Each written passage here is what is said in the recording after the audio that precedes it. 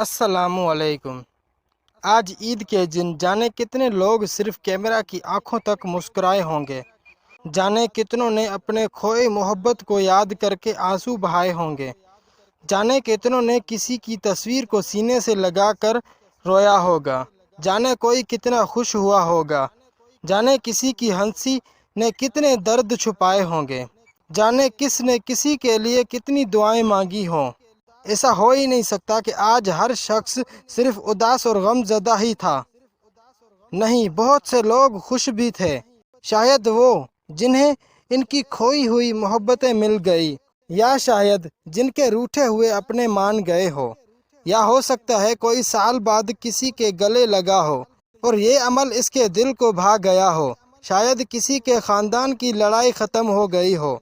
शायद किसी ने पहली दफ़ा अपनी जिम्मेदारी को निभाया हो। शायद किसी शोहर ने अपनी बीवी के लिए अरसे बाद प्यार भरा अल्फाज बोले हों। शायद कोई माँ आज अरसे बाद खुद सवैयाँ पकाने किचन गई हो। ज़िंदगी में खुशियों की वजह भी बहुत हैं और उदासी की भी, और यही दो अमल ही तो ज़िंदगी को ज़िंदगी बनाते हैं, जीने के सब्र करने के बहाने देती हैं। और शायद यही ज़िंदगी के असूल रंग ही खूबसूरत भी और दर्दनाक भी।